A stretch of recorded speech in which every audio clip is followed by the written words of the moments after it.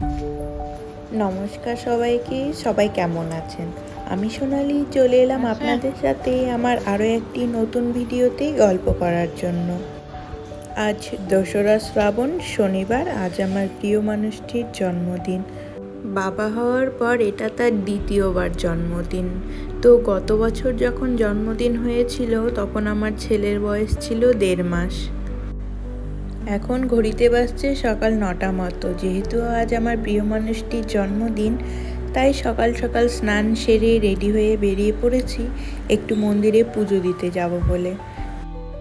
আমাদের ঘর থেকে মন্দিরটি বেশ খানিকটা দূরে, যেতে সময় লাগে ওই 30 থেকে 35 মিনিট মতো। চলুন তবে এই শহরের পরিবেশ আর মেঘলা ওয়েদারটাকে অনুভব করতে করতে মন্দিরের দিকে।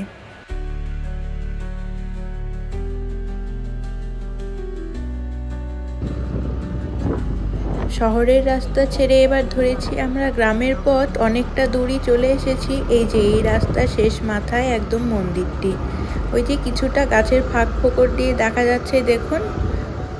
প্রথম যখন আমি এই মন্দিরে আসি তখন এই রাস্তাটি ছিল কাঁচা, তবে এখন অনেক সুন্দর করে দিয়েছে। আর পার্কিংয়ের ব্যবস্থা ছিল না, এখন পার্কিংয়ের ব্যবস্থাও করে দিয়েছে।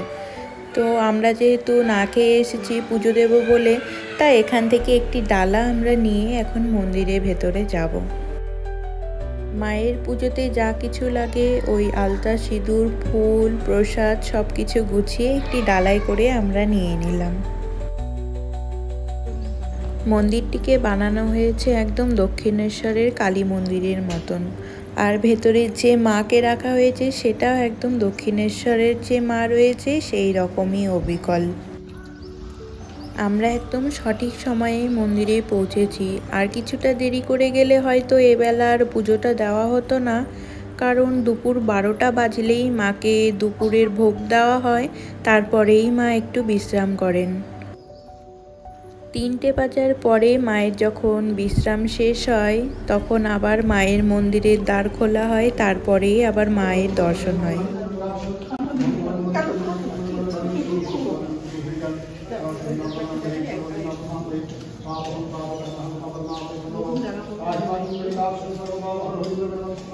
পুজো তো ভালোভাবেই দিয়ে দিয়েছি। এখানে মায়ের মন্দিরের পাশাপাশি ভোলে বাবা, তিরুপতি বালাজি অর্থাৎ সাউথ ইন্ডিয়ান কালচারের যে ঠাকুর, সব ঠাকুরকেই রাখা হয়েছে।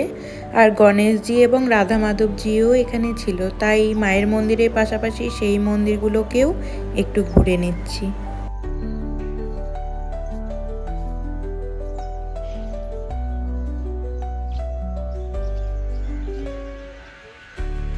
এই যে মায়ের মন্দিরের দ্বার, আর তার ঠিক সোজাসুজি রয়েছে এই যে আটচালা।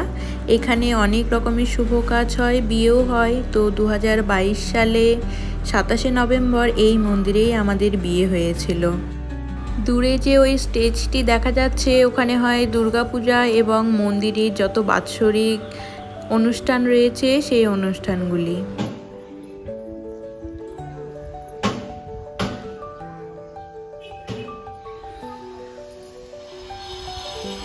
মন্দিরের যে মেন প্রবেশদ্বার রয়েছে ঠিক তার উল্টো পাশে রয়েছে ঘাট। এই ঘাট থেকেই মায়ের পুজোর জল ভরা হয়।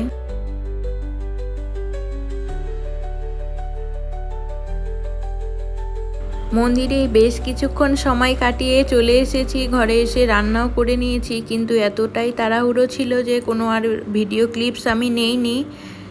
ছোট ছেলে নিয়ে বেশি আয়োজন করতে পারিনি, তবে যতটুকুই পেরেছি ততটুকু দিয়েই আজকের এই স্পেশাল দিনটাকে একটু উদযাপন করার চেষ্টা করেছি। আমাদের মধ্যে যেহেতু পায়েসকে শুভ কাজে একটু শুভ জিনিস হিসেবে প্রাধান্য দেওয়া হয়, তাই পায়েসটা রান্না করে আমি প্রথমে আমার প্রিয় মানুষটিকে একটু খাইয়ে দিলাম, তার সাথে আমার ছেলেও খাচ্ছে।